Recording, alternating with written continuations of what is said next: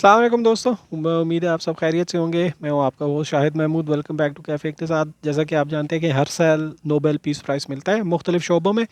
उसमें एक Nobel prize जो होता है वो इक़्तिसादियात के लिए भी होता है, इकॉनमी के लिए भी, इकनॉमिक्स के लिए भी। पिछले साल भी नोबेल प्राइज़ जो है वो 3 इकोनॉमिस्ट को मिला, जोएल मोकिर, फ़िलिप एगियन और पीटर हॉविट। इसमें जोएल मोकिर और पीटर हॉविट जो थे ये अमेरिकन इकोनॉमिस्ट हैं, जबकि फ़िलिप एगियन जो है वो फ्रेंच इकोनॉमिस्ट हैं। इनको नोबेल पीस प्राइज़ जो मिला है वो किस बुनियाद पे मिला, कि इनकी जो वो तहकीक थी सारों की, वो एक तरीके से या दूसरे तरीके से वो इक्तिसादी तरक्की का जो वो प्रोसेस है उसके बारे में इनकी तहकीक थी। कि वो इक्तिसादी तरक्की जो होती है उसमें क्या अवामिल होते हैं, कैसे उसकी तारीख़ क्या है, इस पे इनको नोबेल पीस प्राइज़ अवार्ड किया गया ना। अब थोड़ी सी डिफ्रेंसिएशन कर लेते before I go into the details. ये याद रखिएगा कि एक इनकी तहकीक जो है तीनों की, ख़ास तौर पे जोएल मोकीर की, उसने 5-6 किताबें लिख चुका है, दुनिया जान के आर्टिकल्स लिख चुका है, पेपर्स लिख चुका है, रिसर्च पेपर्स लिख चुका है।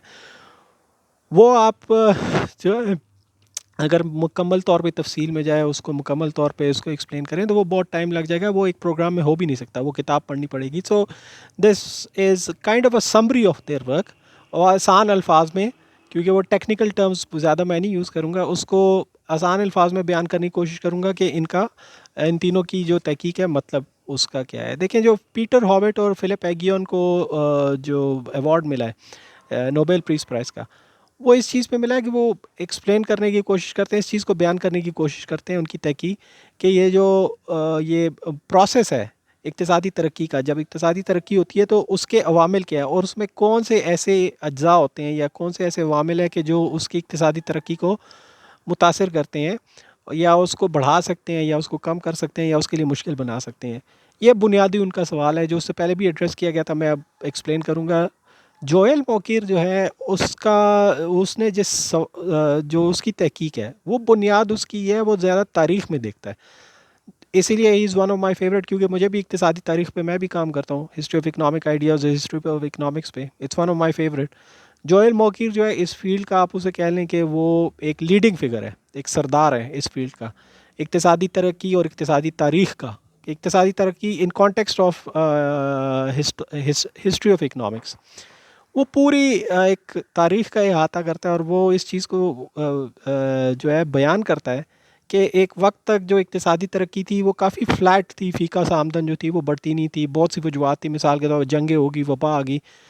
तो जो हमारे पास एविडेंस है, जो हमारे पास इदाद-ओ-शुमार है तारीख़ से, जो हमारे पास आते हैं, वो ये बताते हैं कि जो अब हम जिस तरह की इक्तिसादी तरक्की जो है उस एंजॉय करते हैं, वो किसी वक्त में नहीं थी। ये सिर्फ जो है इंडस्ट्रियल रेवोल्यूशन जब आई, जब सनती इनकलाब आया यूरोप में, ये उसके बाद ही जो है वो एक फ़्लैट लाइन जो थी वो जो है ऊपर की तरफ जानी शुरू हुई। हाँ, वो एक्सप्लेन करूँगा मैं तफसील से, लेकिन जोएल मोकीर का जो सवाल है या तहकीक है वो इस चीज़ को एड्रेस करती है।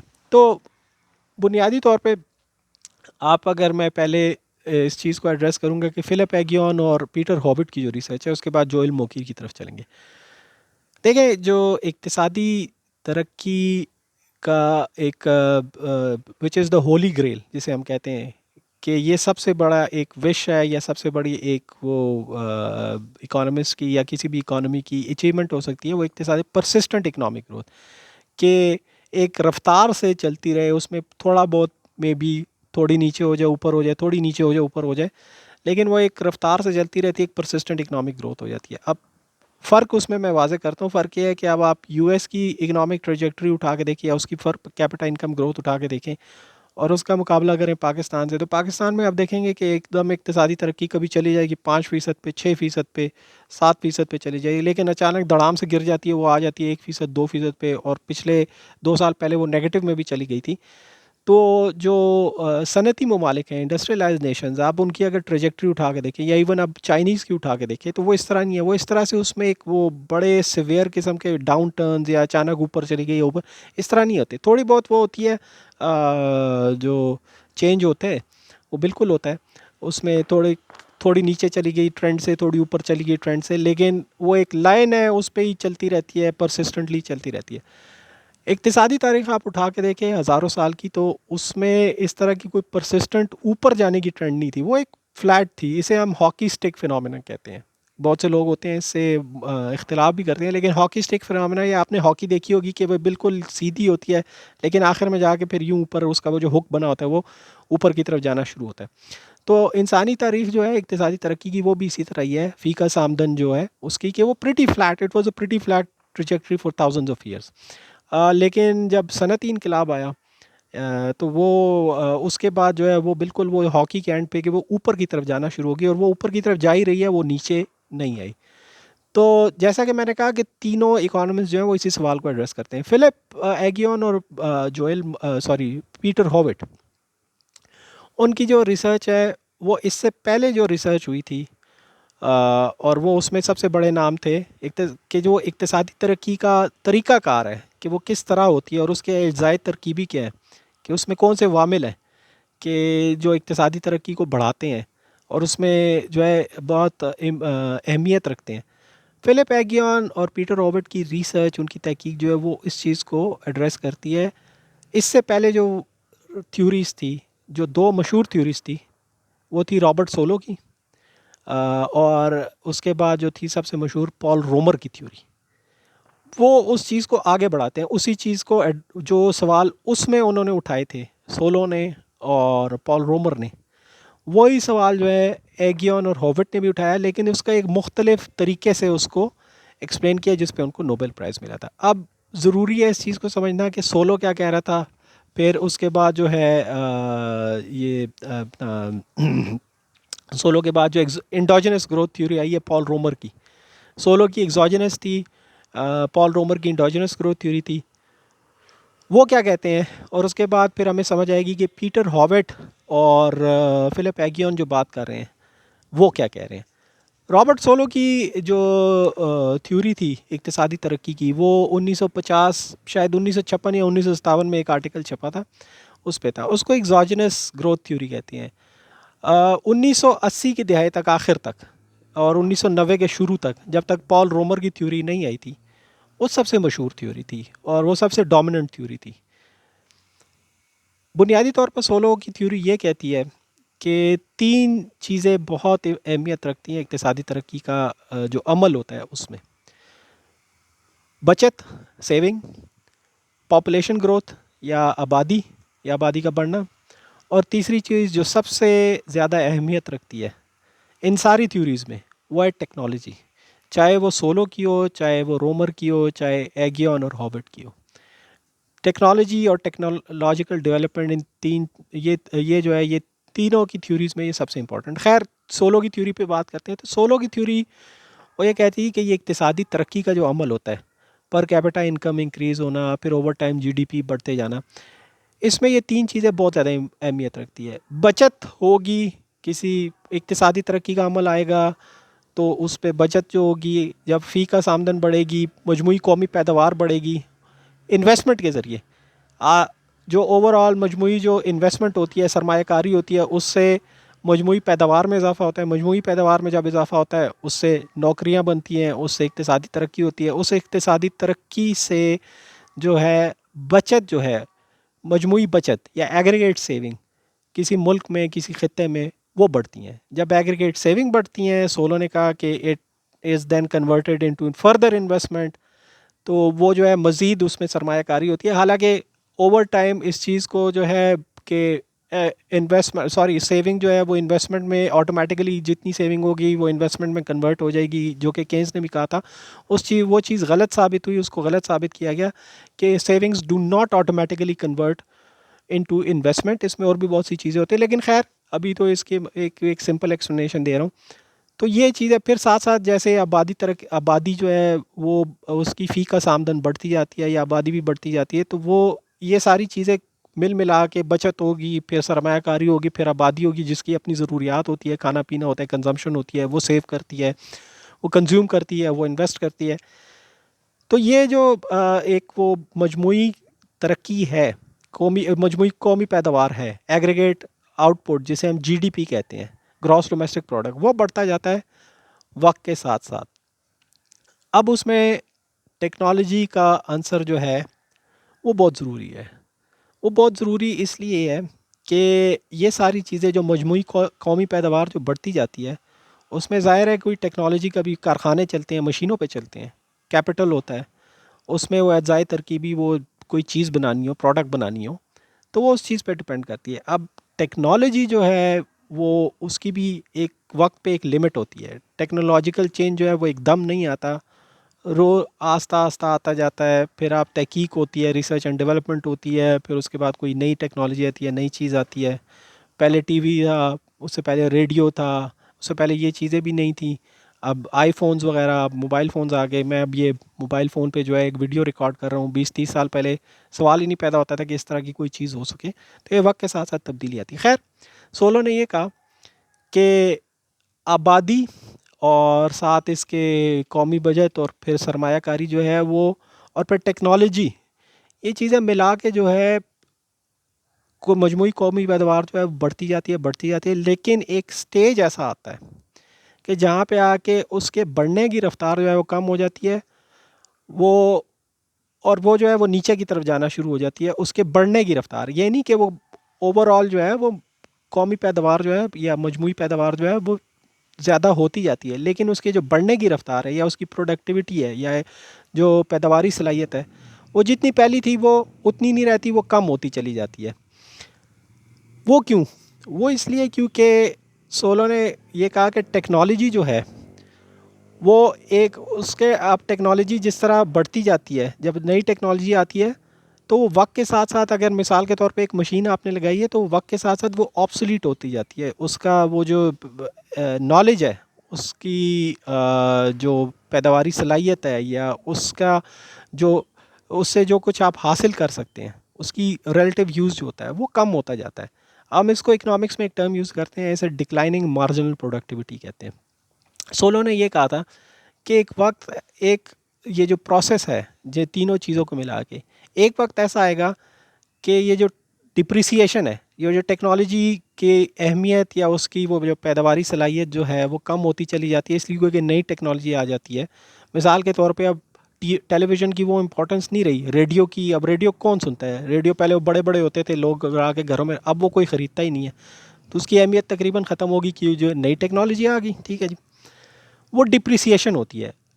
सो वी कैन से कि जो radio has depreciated in importance and technology. Solo कहता है कि इसी तरह टेक्नोलॉजी जो होती है, जो पुरानी होती है, वो उसके साथ जैसी एक नई टेक्नोलॉजी आती है उसको आप इम्प्लीमेंट करते हैं, वक्त के साथ साथ उसकी डिप्रिसिएशन होती है। सोलो की थ्योरी में ये तीन चीज़ें एक जगह पे, ऐसी जगह पे आती है जैसे वो स्टडी स्टेट कहता है, कि वहाँ पे आके एक स्टडी स्टेट पे आते हैं कि जहाँ पे ये चीज़ें स्टैगनेंट हो जाती है। उससे आगे जो है, जिस तरह पहले पैदावार हो रही थी और पैदावारी सलाहियत में इजाफा हो रहा था, वो नहीं होता, वो नीचे की तरफ जाना, डिक्लाइनिंग मार्जिनल प्रोडक्टिविटी आ जाती है, उसे स्टडी स्टेट कहते हैं। उस स्टडी स्टेट को, उस स्टैगनेंट स्टेट को, ये उस वक्त आते हैं जब डिप्रिसिएशन जो होती है, वो बढ़ने की रफ्तार, जो कौमी पैदावार होती है उसकी बढ़ने की रफ्तार जो होती है वो डिप्रिसिएशन के इक्वल हो जाती है। परसेंटेज ऑफ डिप्रिसिएशन हर साल जितनी डिप्रिशिएट करती है, मिसाल के तौर पे अगर टेक्नोलॉजी या मशीनरी, ओवरऑल मशीनरी, उसकी डिप्रिसिएशन रेट 6% है और जो मजमूई कौमी पैदावार है उसके बढ़ने की रेट भी 6% है, तो वो आके इक्वल हो जाती है। सोलो ने उसको कहा कि ये स्टेडी स्टेट है, यहाँ पे आके स्टैगनेंट हो जाता है, इससे नीचे जो होते हैं ये डिक्लाइनिंग, उसका उस तरह फ़ायदा नहीं होता कि जिस तरह पहले था वो जो पैदावार बढ़ती है और पैदावारी सलाहियत जो बढ़ती है। इससे कैसे बचा जा सकता है? इससे ऑब्वियसली बचा जा सकता है कि मज़ीद नई टेक्नोलॉजी है जो कि उस प्रोसेस को मज़ीद आगे बढ़ाएगी, कि वो डिप्रिसिएशन जो है आपकी नीचे रह जाएगी, लेकिन नई टेक्नोलॉजी आने से आपकी कौमी पैदावार जो है उसके एप्लीकेशन से वो मज़ीद ऊपर जाएगी, डिप्रिसिएशन से ज़्यादा होगी। तो इसमें मेन कैरेक्टर जो है सोलो की थ्योरी में, सबसे इम्पॉर्टेंट जो इनपुट है वो टेक्नोलॉजी है। अब इशू ये है जो कि सोलो की थ्योरी को और थ्योरी से डिफरेंशिएट करता है, उसको मुमताज़ करता है, वो ये है कि सोलो ने ये नहीं, उसके बारे में नहीं बताया कि टेक्नोलॉजी आती कहाँ से, how how does technology come into the economy, how is it applicable, वो कहाँ से आती है। सोलो ने सिंपली ये कहा कि ये जी एग्जॉजिनस है, इट्स रेजिजुअल, कि ये सिस्टम के अंदर से नहीं आती, वो उसके सिस्टम के जो रिप्रेजेंटेटिव लोग हो गए, घराने हो गए, कारखाने हो गए, पैदावारी जो होते हैं वो तबका हो गया, तो वो नहीं आते, इट्स अनएक्सप्लेन्ड। सोलो ने उसको एक्सप्लेन नहीं किया, उसने कहा कि ये एग्जॉजिनस है, उसने उसको ब्लैक बॉक्स का नाम दे दिया कि we don't know but technology does come, but how does it come, no one knows. उसने उस चीज़ को एक्सप्लेन नहीं किया, उसने उसको कहा कि ये एग्जॉजनस है।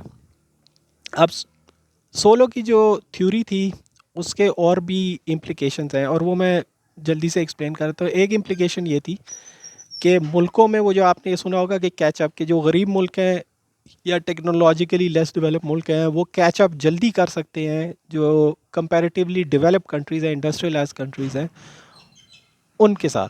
वजह, क्योंकि वहाँ पे टेक्नोलॉजी का लेवल बहुत लो होता है, लेकिन वहाँ पे आबादी भी होती है, तो और वहाँ पे जो होती है क्रेडिट भी है, लेकिन सिर्फ वहाँ पे जो चीज़ कम होती है वो होती है टेक्नोलॉजी। उनके पास इतनी, तो अगर वो नई टेक्नोलॉजी जिद्दत लाएंगे अपनी टेक्नोलॉजी में, टेक्नोलॉजिकल इम्प्रूवमेंट करेंगे, तो वो उनका कैचअप, वो ज़रा ज़्यादा तेज़ी से तरक्की करेंगे। इक्तिसादी वो जो इंडस्ट्रियलाइज नेशन है उसके जो है जल्दी से उसको कैचअप कर लेंगे। उनकी जो फ़ीका आमदन है, उनकी जो मजमूई कौमी पैदावार है, उसको वो जल्दी कैचअप कर लेंगे। और आपके सामने मिसाल है चाइना की, इससे बेहतर मिसाल क्या हो सकती है? बेहतरीन मिसाल है, चाइना ने ये करके दिखाया है। तो वहाँ पे सोलो की थ्योरी जो है वो बिल्कुल सही साबित होती है।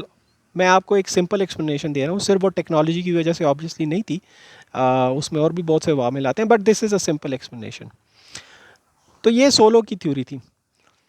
रोमर की जो थ्योरी आई वो उसका एक 1989 का एक आर्टिकल था जो कि 1990 में फिर जर्नल ऑफ पॉलिटिकल इकोनॉमी में वो छपा, और उसका नाम था, वो मैंने अपने पास लिखा हुआ है, एंडोजिनस टेक्नोलॉजिकल चेंज। पॉल रोमर, और उसको भी फिर रोमर को भी इस पे नोबेल प्राइज़ मिला था लेटर, ये शायद 2018 में उसको नोबेल प्राइज़ मिला। रॉबर्ट सोलो को 1987 में मिला था उसकी थ्योरी पे। पॉल रोमर जो है बुनियादी तौर पे उसने एग्री किया जो सोलो की थ्योरी थी कि टेक्नोलॉजी और टेक्नोलॉजिकल चेंज जो है ये तवीलुल मुद्दती जो इक्तिसादी तरक्की है, लॉन्ग टर्म इकनॉमिक ग्रोथ, उसमें बुनियादी हैसियत रखती है। जहाँ पे रोमर ने उससे इख्तलाफ किया वो थे कि टेक्नोलॉजिकल चेंज आती कहाँ कहाँ से है। जैसा कि मैंने कहा कि सोलो ने कहा कि जी वो तो टेक्नोलॉजिकल चेंज जो है इट्स रेजिजुअल, वो अनएक्सप्लेन्ड है, वो कहीं बाहर से, इट्स एग्जोजेनस, सिस्टम के बाहर से आती है। रोमर ने ये कहा कि नहीं, वो सिस्टम के अंदर से ही आती है, और उसके जो सिस्टम के लोग होते हैं, उसके रिप्रेजेंटेटिव एजेंट होते हैं, वो उनकी वजह से आती है। और वो क्यों आती है, कैसे आती है, उसमें रिसर्च एंड डेवलपमेंट का पॉल रोमर ने कहा कि बहुत बहुत अहमियत रखती है। कि आपके मिसाल के तौर पे सरमायादार हो गए, कारखानेदार हो गए, आपका इवन पब्लिक सेक्टर हो गया, कि उसमें वो अच्छी खासी उनकी कंसंट्रेशन या अच्छा खासा पैसा जो है वो लगाते हैं रिसर्च एंड डेवलपमेंट पे। उसने रिसर्च एंड डेवलपमेंट की बात की कि ये लोग, उनके पास एक इंसेंटिव होता है। इंसेंटिव क्या होता है? रोमर ने कहा कि इंसेंटिव ये होता है कि उनके मोनोपोली प्रॉफिट्स होते हैं। मोनोपोली प्रॉफिट्स ये हो गए कि एक इजारादारी प्रॉफिट्स जो है, कि एक इजारादारी उनको ये होता है कि हम ऐसी रिसर्च एंड डेवलपमेंट करें, कोई ऐसी चीज़ लाएं कि जो हमारा कंपेटिटर हमसे compete ना कर सके। जब हमारा हमसे मुकाबले वाला हम ऐसी टेक्नोलॉजी लाते हैं या ऐसी उस टेक्नोलॉजी पे बुनियाद पे ऐसी कोई प्रोडक्ट लाते हैं, कोई ऐसी चीज़ लाते हैं कि हमारा जो हमसे मुकाबला करने वाला है वो हमसे मुकाबला ना कर सके, तो उसमें फिर वो रेंट्स जो होते हैं टेक्नोलॉजिकल या फिर मोनोपोलिस्टिक रेंट्स या मोनोपोलिस्टिक प्रॉफिट्स वो पॉसिबल होते हैं। सोलो ने कहा, सॉरी सोलो ने नहीं, रोमर ने कहा कि ये जो है बुनियादी वजह है, ये बुनियादी इंसेंटिव है कि कोई भी सिस्टम के अंदर से रिसर्च एंड डेवलपमेंट पे पैसे क्यों खर्च करेगा और किस वजह से खर्च करेगा। अब मैं आपको एक मिसाल दे देता हूँ। जो दवाइयाँ बनाने वाले हैं, जो मेडिसिन बनाने वाले हैं, फार्मास्यूटिकल्स,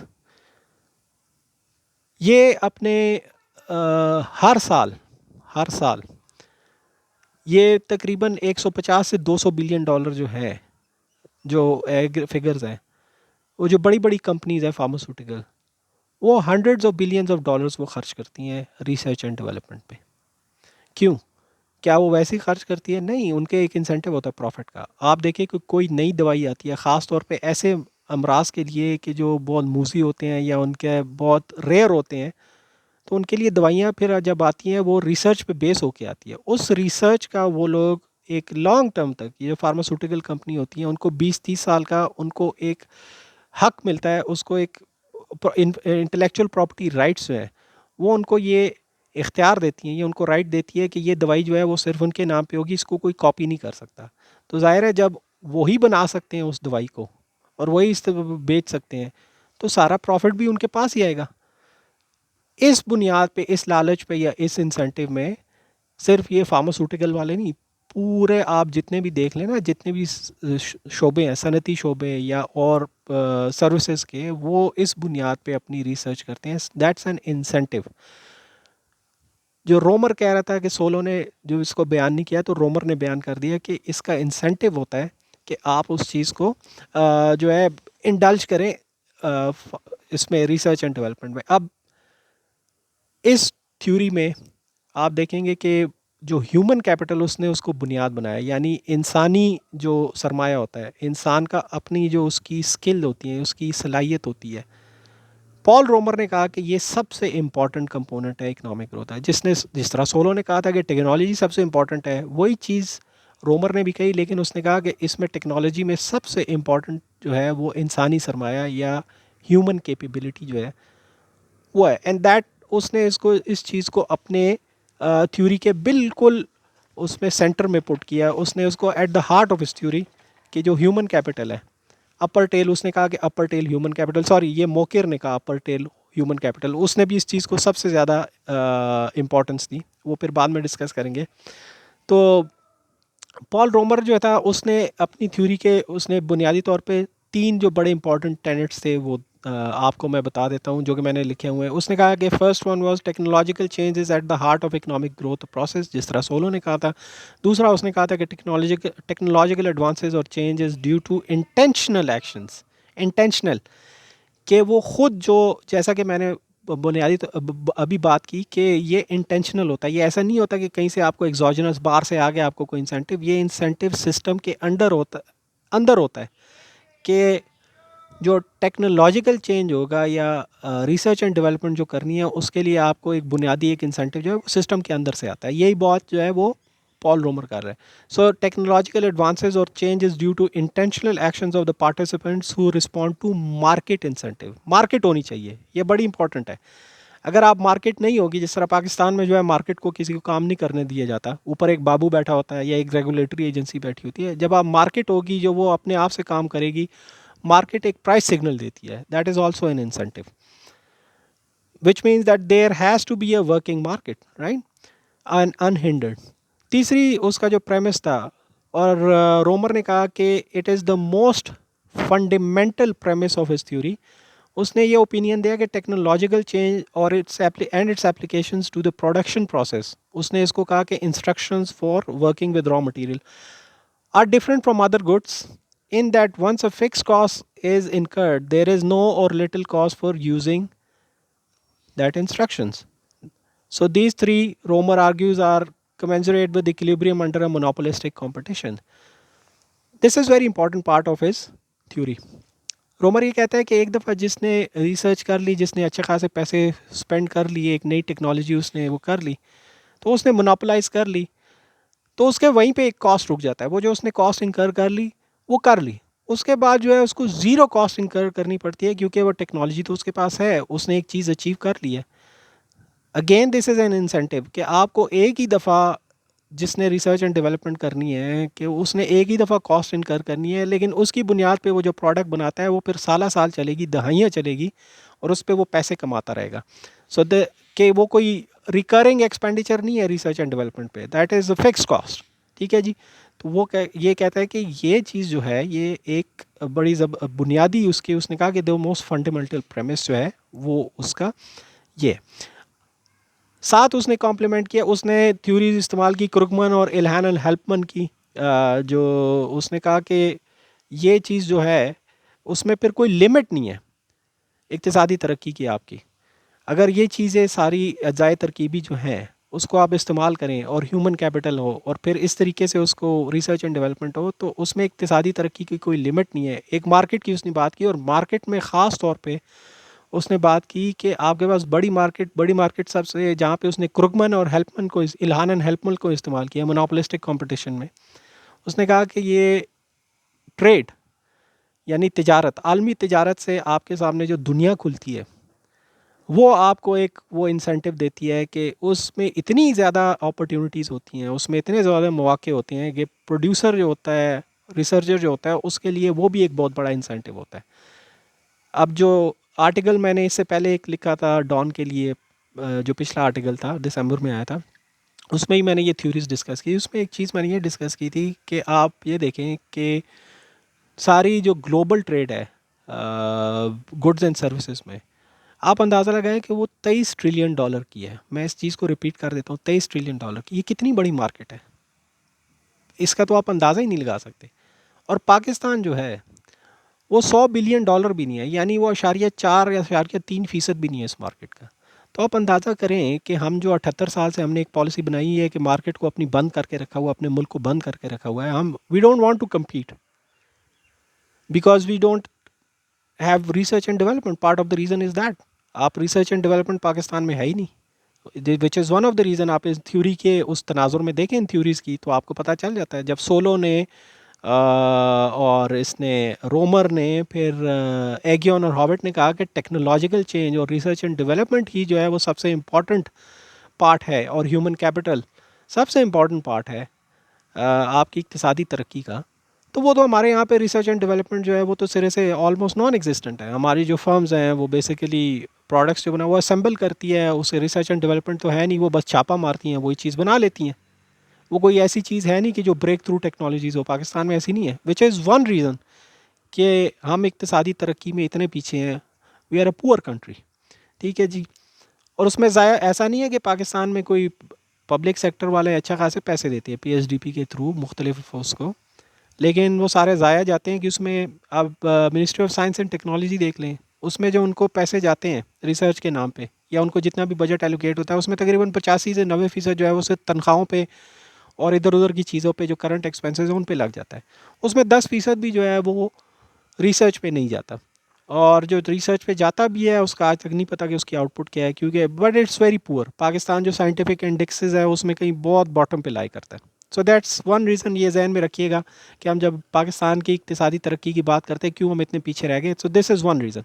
सो रोमर ने ये चीज़ें एक्सप्लेन की। रोमर ने बताया कि ह्यूमन कैपिटल जो है, इंसानी जो सरमाया होता है, इंसानी सलाहियत जो होती है वो कितनी ज़्यादा इंपॉर्टेंस रखती है। रिसर्च एंड डेवलपमेंट जो तहकीक होती है वो कितनी इंपॉर्टेंस रखती है। फिर उसके साथ साथ आपकी मार्केट होनी चाहिए। फिर मार्केट जो है वो मज़ीद, और आर एंड डी का तब उस वक्त मैक्सिमम आप फ़ायदा उठा सकते हैं जब आप इंटरनेशनल मार्केट में इंटीग्रेटेड हों। तो ये सारी चीज़ें रोमर ने एक्सप्लेन की अपने आर्टिकल के शुरू में। वो एक मिसाल देता है कि इसके जो है फ़वाइद कितने हैं रिसर्च एंड डेवलपमेंट और इंसानी सरमाए के या ह्यूमन कैपिटल के। उसने कहा, उसने एक मिसाल दी तांबे की, कॉपर की, कि 100 साल पहले जो है या 50 साल पहले अमेरिका में ये एक ख़ास प्रोडक्ट बनाने के लिए तांबे की इतनी जो है मिकदार हमें इस्तेमाल करनी पड़ती थी। लेकिन 100 साल बाद जिस वक्त वो आर्टिकल लिख रहा था, उसने कहा कि वो जो इतनी उस वक्त हमें ये तांबे की मिकदार इस्तेमाल करनी पड़ती थी, टेक्नोलॉजिकल चेंज और ह्यूमन कैपिटल की वजह से उसका 20% 15% भी नहीं इस्तेमाल करना है। तो एक तो बचत होगी आपके पास कॉपर की जो इनपुट है, उसके अलावा आपके अखराजात की भी बचत होगी, वो भी बचत है। It goes, remember solo theory की वो बचत जो है वो कितनी इंपॉर्टेंट रखती है, सेविंग कितनी इंपॉर्टेंट रखती है। तो यहाँ पे देखें आपकी सेविंग भी आ गई। So this is how Romer explain his theory. और एक और चीज़ जो बहुत इम्पॉर्टेंट थी before I go to the Aghion and हॉबर्ट थ्योरी, उसने कहा था कि ये नॉन राइवलरस है टेक्नोलॉजिकल चेंज और technical change. This is non rivalrous but partially excludable. I will explain again. Non rivalrous but partially excludable, इसका मतलब क्या है? उसने कहा था कि नॉन राइवलरस इसलिए है क्योंकि देखें अब एक चीज़ आ गई, मिसाल के तौर पे लैपटॉप आ गया या आईफोन आ गया या मोबाइल फ़ोन आ गया, इट्स नॉन राइवलरस। आप इसको किसी को एक्सक्लूड नहीं कर सकते किसी मुल्क को कि नहीं ये मोबाइल फ़ोन आ गया तो ये इधर इस्तेमाल नहीं हो सकता, ये सिर्फ इधर इस्तेमाल होगा। सारे जब से आया सारे दुनिया में इस्तेमाल हो रहा है। इट्स नॉन राइवलरस, हर कोई बना सकता है, किसी पे कोई ये रुकावट नहीं है कि उसको बना सकता है, नहीं बना सकता, हर कोई मुल्क बना सकता है जिसने बनाना हो। बट दूसरा इंपॉर्टेंट पार्ट है, इट्स पार्शली एक्सक्लूडेबल। हर बंदा, हर मुल्क अगर बनाना चाहता है, हर मुल्क उसको बना नहीं सकता। वजह उसकी अगेन आपकी differences in technological level and differences in human capital. Human capital हर मुल्क में एक जैसा नहीं होता, उसकी क्वालिटी एक जैसी नहीं होती। Even with in countries, with in regions, with in a city जो है, एक हिस्सा जो होगा ह्यूमन कैपिटल का that would be top of the line, लेकिन दूसरा हिस्सा जो होगा वो कमज़ोर होगा। तो ये जो था ये पार्शली एक्सक्लूडेबल है। एक्सक्लूड इसलिए करता है क्योंकि आप अगर एक चीज़ बनाना चाहें उसके लिए आपके पास ह्यूमन कैपिटल होनी चाहिए, उसके पास आपके वो टेक्नोलॉजी होनी चाहिए जो कि है नहीं हर मुल्क के पास, वो कम ही ममालिक के पास होती है। तो अब मिसाल के तौर पे दिफाई टेक्नोलॉजी जो है, और अभी आपको मैंने फार्मास्यूटिकल, इस तरह हर सेक्टर में हर चीज़ में जो है वो एक मोनोपोली बनी होती है। वो एक टेक्नोलॉजी होती है, उस पर वो पैसा खर्च करते हैं, उसकी फ़िक्स कॉस्ट होती है, लेकिन वंस इट इज़ एस्टेब्लिश तो उस मुल्क की, उस कारखाने की, उस फर्म की उस पर एक मोनोपोली हो जाती है जिस पे वो पैसे कमाता है, और वो शेयर नहीं करते किसी के साथ। तो that's excludability, right. So this was Paul Romer, Solow की तरह की थ्योरी, लेकिन सोलो से बहुत उसमें आगे जाती है, और वो इस चीज़ को, इस सवाल को वो करती है। वो कहते हैं, एक तो ये कहते हैं कि इट इज़ एक्सप्लेनेबल, ये इंडोजिनस होती है, जो टेक्निकल चेंज और टेक्नोलॉजिकल प्रोग्रेस आर एंड, और वो आती है वो R&D के ज़रिए, और उसमें इंसेंटिव होता है। जो लोग होते हैं इस किसी एक इकॉनमी के रिप्रेजेंटेटिव एजेंट्स, उसने कहा कि मिसाल के तौर पे कारखानेदार हो गए जो कि रिसर्च करना चाहते हैं, कोई नई प्रोडक्ट लाना चाहते हैं, उनके लिए एक इंसेंटिव होता है कि वो रिसर्च एंड डेवलपमेंट के। So basically Romer answered the question कि where does the technology come from and what is the incentive for R&D। अब चलते हैं एगियन और हॉवर्ड की तरफ, before I go to Joel Mokyr. Aghion और Howitt जो है वो भी बुनियादी तौर पे वही बात, इस चीज़ से जो है वो इस चीज़ को डिस्क्रेडिट नहीं करते जो कि सोलो ने और ख़ास तौर पे रोमर ने कहा। वो भी रोमर की तरह कहते हैं कि हाँ जी, टेक्नोलॉजी इज़ एंडोजनस।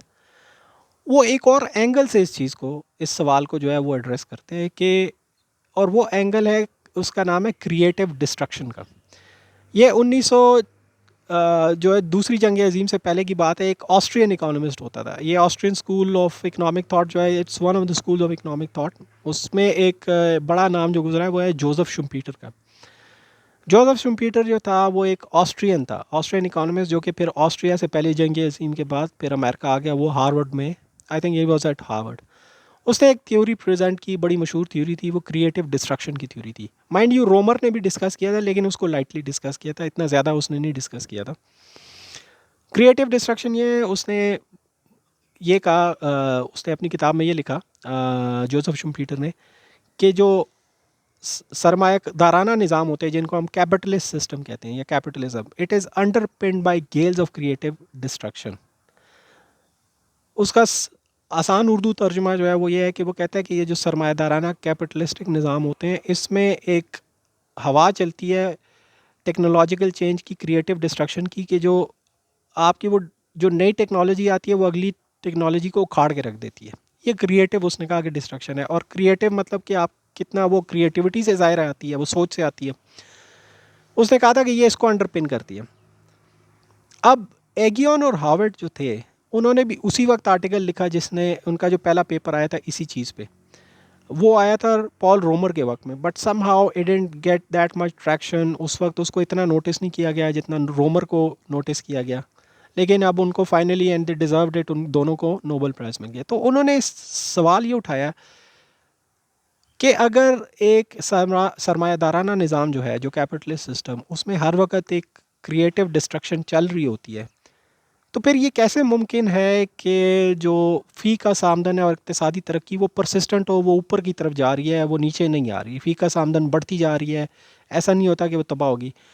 कुछ ऐसे केसेस जिसमें वो वापस चली गई या कम हो गई या तबाह होगी, वो रिग्रेस कर गई, तो वो थे जो थॉमस पिकेटी ने एक किताब लिखी थी, capital in the 21st century. उसमें उसने कहा था कि जो जंगें होती हैं या वबाएँ आती हैं या बड़ी बड़ी बीमारियाँ आती हैं, उस वजह से हो सकता है कि वो एक वापस चली जाए, वो रिग्रेस हो जाए, वरना एक वो प्रोसेस जो है वो चलता जा रहा है। तो हॉवर्ड ने ओवरऑल अगर आप उसको देखें, ख़ास तौर पे ये जो इंडस्ट्रियलाइज कंट्रीज़ हैं, इनके फ़ीकस आमदन की एक ट्रजेक्टरी उठा के देखें, तो वो लाइन ऊपर की तरफ ही जा रही है, वो नीचे की तरफ नहीं आ रही ऑन एवरेज, उसकी अगर आप औसत निकालें।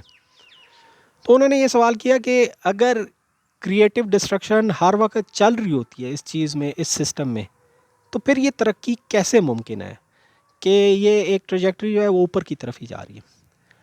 जवाब उनका ये था, जो उनकी तहकीक हमें वो बताती है, वो ये बताती है कि अब एक इकॉनमी जो होती है उसमें सिर्फ एक सेक्टर नहीं होता, 100 की तादाद में, हज़ारों की तादाद में सेक्टर्स होंगे, और हर सेक्टर में जो है यही क्रिएटिव डिस्ट्रक्शन चल रही होती है। ये जो प्रोसेस होता है कि नई टेक्नोलॉजीज़ आई, उन्होंने पुरानी टेक्नोलॉजीज़ को पछाड़ के रख दिया, वो ख़त्म होगी। वो इस चीज़ को उन्होंने कहा कि ये उस तो अगर एक सेक्टर में या दो सेक्टर में या तीन सेक्टर में अगर वो नई टेक्नोलॉजी आती है और पुरानी टेक्नोलॉजी को उखाड़ के रख देती है, वो जो पुरानी फर्म्स थी वो ख़त्म होगी, मुकाबला नहीं कर सकी नई फर्म्स का, और उसमें जॉब लॉसेस हुई, नौकरियां ख़त्म होगी। उसी वक्त डायनामिक इकॉनमीज़ होती है, कैपिटलिस्ट इकॉनमीज़, उनमें ये प्रोसेस चल रहा होता है कि वो जो बाकी और सेक्टर्स हैं उसमें फिर नई टेक्नोलॉजी के ज़रिए नई नौकरियां पैदा हो रही होती हैं, और वो बढ़ रहा होता है, वो घट नहीं रहा होता। तो एक सेक्टर से फिर दूसरे सेक्टर की तरफ चले जाते हैं, तो वो एक इक्विलिब्रियम कायम हो जाता है कि वो आपस में एक दूसरे को बैलेंस कर लेते हैं, कि एक तरफ अगर क्रिएटिव डिस्ट्रक्शन रिग्रेशन की तरफ जा रही है तो दूसरी तरफ जो है वो ऊपर की तरफ जा रही है, तो वो बैलेंस आउट कर लेती है। तो इस वजह से ये प्रोसेस जो है वो ऊपर की तरफ जाता रहता है। क्रिएटिव डिस्ट्रक्शन बिल्कुल होती रहती है, लेकिन वो इस तरह नहीं होती, वो इस तरह नहीं होती कि वो पूरी इकॉनमी को एक ही वक्त में एक ही तरह से मुतासर करती है। कुछ सेक्टर्स होंगे वहाँ पे तरक्की हो रही होगी, नई टेक्नोलॉजीज़ आ रही होंगी, कुछ सेक्टर्स ऐसे होंगे जहाँ पे नहीं आ रही होंगी। तो इनमें जो ये प्रोसेस चल रहा था वो ओवरऑल जो हमें तारीख बताती है, और एगियन और हॉवर्ड की जो रिसर्च बताती है कि वो एक दूसरे को बैलेंस आउट कर लेते हैं, उसमें एक तवाज़ुन कायम हो जाता है। तो अगर एक सेक्टर में नौकरियां कम हो गई हैं या नौकरियां ख़त्म हो गई है, तो फिर दूसरे सेक्टर में, तीसरे सेक्टर में कायम भी हो रही हैं, तो वो उस तरफ चले जाते हैं। ये एक मैंने आपको सिंपल एक्सप्लेनेशन दी। अब इसकी इम्प्लीकेशंस बड़ी ज़बरदस्त है। मिसाल के तौर पे एगियन और हॉवर्ड की रिसर्च जो है वो हमें ये बताती है कि किसी एक वक्त में ऐसी थ्योरी भी ऐसी टेक्नोलॉजी भी आ सकती है कि जो 50 साल से 30 साल 40 साल से एक इजारादारी है जिसकी, या उसकी एक मोनोपोली है, कोई ऐसी टेक्नोलॉजी ऐसे वक्त आ सकती है कि जो उस टेक्नोलॉजी को एकदम ख़त्म करके रख दे। ये उसकी एक इम्प्लिकेशन है, और उसका सबूत भी है। इस 21वीं सदी के शुरू में आप जाके देखें, न्यूयॉर्क स्टॉक एक्सचेंज पे ना गूगल था, ना अमेज़ॉन था, और एलन मस्क का तो सिरे, टेस्ला का तो किसी ने नाम ही नहीं सुना था, वो थे ही नहीं। उस वक्त आप जाके देखें कि जो न्यूयॉर्क स्टॉक एक्सचेंज में बड़ी बड़ी फर्म्स थी, और आज उठा के देखें कि 20-25 साल बाद कौन सी फर्म्स हैं, तो उसमें ज़मीन आसमान का फ़र्क नज़र आएगा। ये होती है क्रिएटिव डिस्ट्रक्शन, कि एक उसमें उन्होंने उसमें सेक्टर अगर ख़त्म हो गया जिसकी मोनोपोली थी, एक वक्त में आपको याद होगा ब्लैकबेरी होता था, लेकिन फिर आईफोन आया, उसने ब्लैकबेरी की मोनोपोली को बिल्कुल ख़त्म कर दिया, और एकदम विद इन अ ईयर ख़त्म कर दिया। ये होती है क्रिएटिव डिस्ट्रक्शन। ये चीज़ है कि जिसको हॉविट और एगियन जो है वो इसको एक्सप्लेन कर रहे थे कि ये प्रोसेस होता है, और इसमें एकदम वो एक छलांग भी लग सकती है, जब कि वो जो इजारादार है उसकी इजारादारी ख़त्म भी हो सकती है। सो this is very interesting one. ये तो इन तीनों की रिसर्च थी, ठीक है जी। फॉर गिव मी अगर बैकग्राउंड में आवाज़ें आ रही हैं, पाकिस्तान में सुकून का कोई टाइम नहीं होता, कभी क्या हो रहा होता है, कभी क्या हो रहा होता है, अजीब एक मुल्क है। बट एनीवे जी, चलते हैं। अब ये तीनों तो हो गया, अब आते हैं जोएल मोकिर की तरफ, जिसकी research as far as I am concern वो सबसे इंटरेस्टिंग और सबसे मुझे जो है ज़्यादा इंटरेस्ट करती है। वो तारीख़ में गया, तारीख़ी तौर पे उसने एक सवाल उठाया कि यस इक्तिसादी तरक्की जो आई, और यस वो जो एक फ़्लैट लाइन चल रही थी, उसके बाद जो है इंडस्ट्रियल रेवोल्यूशन आई, फिर ऊपर की तरफ फ़ी का आमदन बढ़ना शुरू हुई, और वो बढ़ती चली गई। वो एक प्रोसेस था कि जो 18वीं सदी से 19वीं सदी से वो एक इंडस्ट्रियल रेवोल्यूशन के बाद वो फिर नॉन स्टॉप एक प्रोसेस चलता रहा। लेकिन उसकी वजह क्या थी, आखिर ये आई कैसे? आखिर में वो जो एक वो होल्ड था, वो एक शिकंजा था कि फ़ी का आमदन जो होती थोड़ी बढ़ती फिर चली जाती नीचे, जंगों की वजह से और वबाओं की वजह से वो फिर नीचे चली जाती, फिर वो एक फ़्लैट लाइन आ जाती, उसकी औसत जो होती थी वो फ्लैट आउट हो जाती थी, वो एक दूसरे को कैंसिल कर देती थी, मतलब एक फ़्लैट लाइन थी। आखिर इस शिकंजे को तोड़ा कैसे, इस होल्ड को कैसे तोड़ा, वो क्या अवामिल थे कि जिसने परसिस्टेंट इकनॉमिक ग्रोथ जो है वो इंडस्ट्रियलाइज नेशन में उसको वो लेके आया। जोएल मोकिर की बहुत इसमें हिस्टोरिकल रिसर्च है और बहुत बड़ी रिसर्च है उसमें। आप मोकिर के आप अगर तहकीक देखें, उसने कोई अच्छी खासी किताबें भी लिखी हुई हैं, and he goes back all in history. वो ग्रीक टाइम तक चले जाता है, जो ग्रीस में जो उनकी सिटी स्टेट्स थी जिस वक्त में अरस्तू होता था और ये लोग होते थे, उस वक्त से उसने टेक्नोलॉजिकल चेंज को जो है उसने उस पे तहकीक की है कि वो टेक्नोलॉजी आई, टेक्नोलॉजिकल चेंज आए, इक़्तिसादी तरक्की। तो मतलब देखें उसकी ये 2000 साल पुरानी जो है, इट्स नॉट इजी। फिर उस पे वो उसने जितनी 5-6 किताबें लिखी हैं, उसका जो आते हैं उसके जो उसका तजिया है, वो ये कहता है कि व्हेन फाइनली दैट ब्रेकआउट केम, कि वो जो एक उससे वो निकले होल्ड से, वो इंडस्ट्रियल रेवोल्यूशन में था। और इंडस्ट्रियल रेवोल्यूशन में सबसे ज़्यादा पहल किसने की थी? इंडस्ट्रियल रेवोल्यूशन में सबसे पहल की थी इंग्लैंड ने। एक छोटा सा जजीरा है, वो पूरा मुल्क भी उसे लोग जजीरा कहते हैं। वो स्मॉल, अक्सर यूरोपियंस जो होते हैं वो मेनलैंड यूरोपियन, फ्रेंच और जर्मन, वो मजाक करते हैं, वो कहते हैं small island besides Europe, mainland Europe. वो मेनलैंड यूरोप के साथ ही है जजीरा एक, उसे कहते हैं। मोकिर ने यह सवाल उठाया कि आखिर इंग्लैंड से क्यों शुरू हुई, किसी और मुल्क से क्यों नहीं शुरू हुई, किसी और ख़त्े में क्यों नहीं शुरू हुई? मतलब टेक्नोलॉजिकली तो देखिए, ग्रीक बड़े एडवांस थे, चाइनीज़ बड़े एडवांस थे। फिर इंडियन सिविलाइजेशन जो चीज़ हम बात करते हैं, हड़प्पा वगैरह की सिविलाइजेशन, ये बहुत एडवांस थी। तो इधर टेक्नोलॉजिकल चेंज क्यों नहीं आई? उसके मुख्तलिफ अवामिल हैं, लेकिन उसने फिर ये कहा कि एक सवाल ये उठाया, उसने अपनी किताब में ये सारी चीज़ें उसने डिस्कस की हुई हैं, उसकी तहकीक में ये सारी चीज़ें। इंग्लैंड का उसने बात की कि आखिर इधर से जो वो इंडस्ट्रियल रेवोल्यूशन शुरू हुई, फिर वो सारे दुनिया में फैलती गई, यूरोप में, फिर अमेरिका में, और फिर उसकी वजह से एक चेंज आया कि परसिस्टेंटली वो पर कैपिटा इनकम और इकोनॉमिक ग्रोथ बढ़ती गई।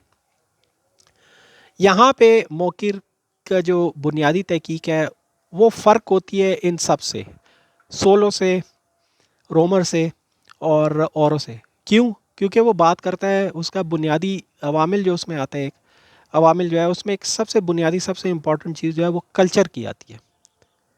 वो कल्चर को लाता है कि कल्चर की उसमें कितनी अहमियत थी। अब कल्चर की जब वो बात करता है तो उससे मतलब उसका क्या है? उसका मतलब ये है कि जब बरतानिया में जब ये स्टीम इंजन बने, फिर इस तरह की और ईजादात आई, वो कोई इस तरह नहीं थी कि किसी इंसेंटिव की बेस पे है कि किसी ने, हुकूमत ने कोई पैसे रखे हुए थे या हुकूमत ने उनको कोई और इंसेंटिव दिया था। वहाँ पे आस्ता आस्ता वक्त के साथ साथ, मिसाल के तौर पर न्यूटन आया, रॉजर बेकन आया, ये लोग आए, ये साइंसदान थे, इन्होंने एक साइंटिफिक कल्चर डेवलप किया। फिर उस मुल्क में एक कल्चर था इंग्लैंड में, वो टॉलरेंस का कल्चर था। टॉलरेंस ये था कि एक हद तक ठीक है, ऐसा नहीं है कि वो बिल्कुल वहाँ पे कोई किसी को सज़ा नहीं मिलती थी बात करने की, लेकिन compare to Europe, mainland Europe, जिस तरह यहाँ पे आजकल मुल्लाओं का होल्ड है, वहाँ पे इसी तरह जो उस वक्त पादरी होते थे, पपायत जो थी, उसका एक होल्ड था, जिसे हम इक्लीसियास्टिकल होल्ड कहते हैं, चर्च का एक होल्ड था। वो उस पर उनका बड़ा सख्त मेनलैंड यूरोप पे था। England was an exception in the case कि it broke out of that hold. पहले हेनरी के दौर में, हेनरी एट्थ जो था, उसने सबसे पहले उससे एक फ़रार इख्तियार किया, तो उस पर इनकी बड़ी जंगें भी हुई, लेकिन England held down to it. अब बहुत से लोग थे जिनको मेनलैंड यूरोप पे, जिनको परसिक्यूशन का या जिनको खौफ का सामना होता कि उनको मार दिया जाएगा, वो भाग के इंग्लैंड चले जाते थे, क्योंकि it was a bit tolerant society. Marks की आप देख लें, कार्ल मार्क्स, जो कि दाराना निज़ाम का सबसे बड़ा एक वो सबसे ज़्यादा तनकीद उसने किया है, दास कैपिटल। उसको जर्मनी में अपना मुल्क था, उसमें वहाँ पे उसको हाउंड किया गया, उसको ख़तरा हुआ कि यहाँ पे मुझे मार दिया जाएगा, फ्रांस चला गया, फ्रांस में भी उसके साथ ही, वो आखिर में इंग्लैंड गया और वो वहीं पे दफन है। फिर इस तरह आप माखियावेली जो है, वो उसकी बात करते हैं, जो इटालियन था, वो भी भाग के कभी एक उसने जगह पे सिटी स्टेट में, कभी दूसरी सिटी स्टेट में, कभी इंग्लैंड चला गया, वहाँ पे उसने पना ली। खैर, टॉलरेंस, उसने कहा कि कल्चर था टॉलरेंस का, एक नए आइडियाज़ का वहाँ पे, कि नए आइडिया था उसको टॉलरेट करते थे। न्यूटन आया, रॉजर बेकन आया, उन सब ने आइडियाज़ लाए, उनके साथ साथ उन आइडियाज़ के साथ उन्होंने वहाँ पे साइंटिफिक सोसाइटीज़ कायम की। साइंटिफिक सोसाइटीज़ कायम की, उनकी सारी दुनिया के साथ ख़त व किताबत होती थी, वो सारों के साथ अपने आइडियाज़ शेयर करते थे, जो कि यो मेनलैंड यूरोप में हो या कहीं भी हो, कि भाई हमारा ये आइडिया है। उसमें मिसाल के तौर सबसे जो लीडिंग वो थे, जो साइंटिस्ट थे, वो यही फ्रांस और इंग्लैंड में होते थे, या कुछ जर्मनी में थे जो कि लीडिंग स्टेटिस्टिशियन थे, गॉस वगैरह।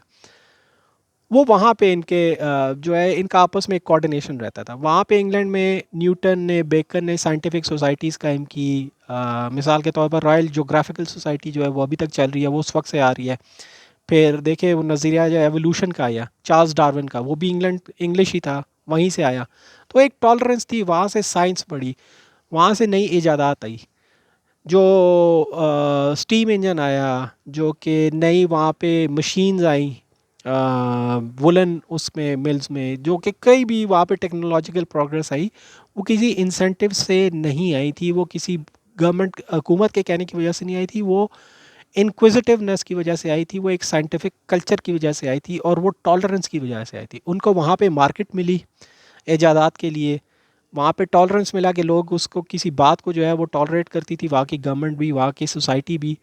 और जब ये नई नई ईजादात आती गई तो उसके साथ साथ साइंटिफिक प्रोग्रेस बढ़ती गई, और उसी कल्चर जो था रेनेसांस का एक कल्चर, ये साइंटिफिक रेनेसांस का कल्चर, उसी से फिर इंडस्ट्रियल रेवोल्यूशन आई।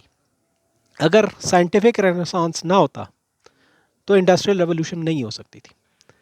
अब एक बड़ी मशहूर मिसाल है प्रिंटिंग प्रेस की। जब तक प्रिंटिंग प्रेस नहीं था, जो किताबें थी वो हाथ से लिखी जाती थी, और वो सिर्फ चर्च में होती थी, उन्होंने उस पर अपनी मोनोपली बनाई हुई थी नॉलेज पे।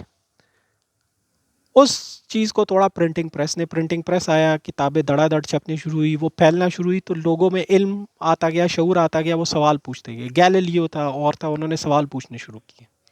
और पापायत पे उनके जो मुल्ला थे, उनका जो चर्च था, उस पे वो तनफीद शुरू होगी। People started breaking away, but it took a long time. वो एक इस तरह नहीं था कि अचानक हो गया। वही प्रिंटिंग प्रेस सल्तनत उस्मानिया में 200-300 साल, उसके आने के 300 साल तक वो बैन रहा, वो उसको वहाँ पे नहीं आने दिया गया।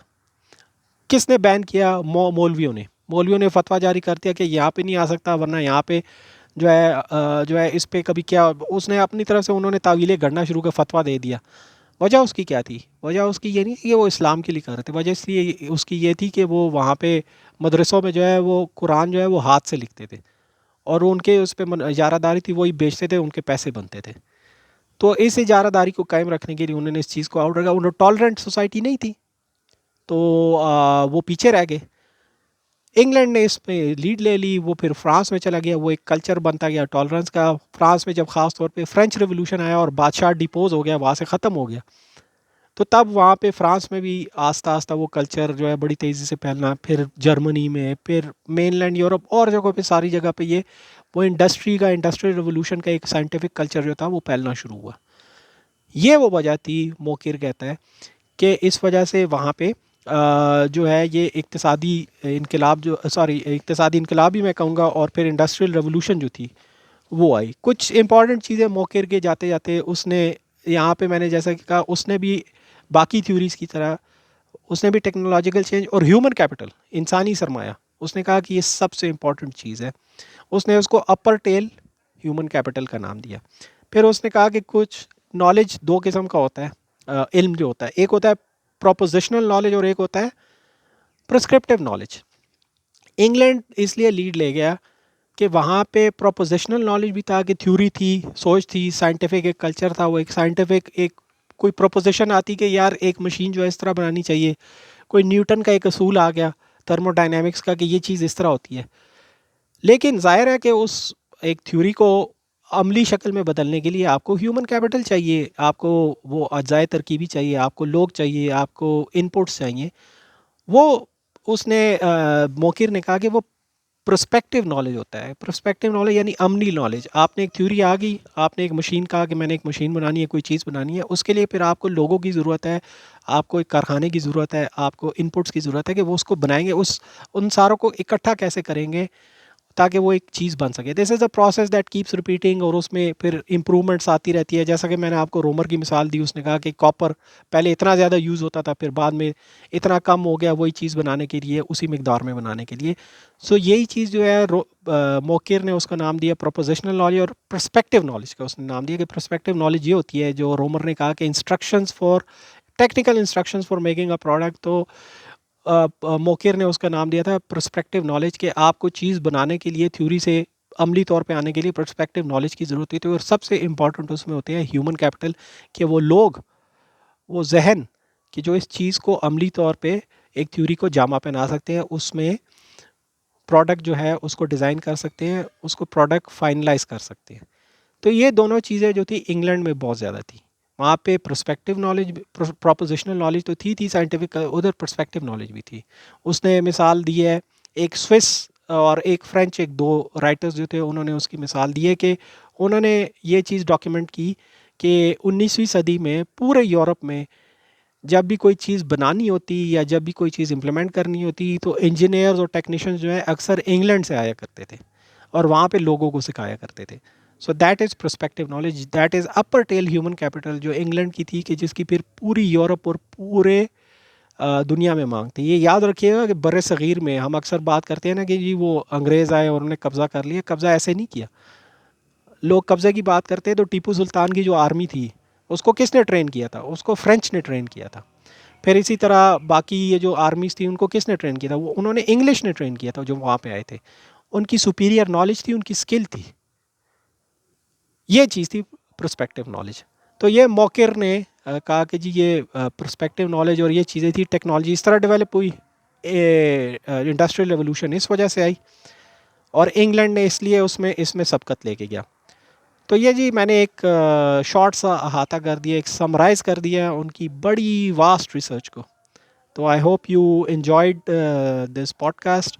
उम्मीद करता हूँ कि आप इसको सुनते रहेंगे और इसको मज़ीद आगे भी लोगों तक फैलाते रहेंगे, so that more people come in, more people listen to it and more people subscribe to the channel. अपना ख्याल रखिएगा उस वक्त तक।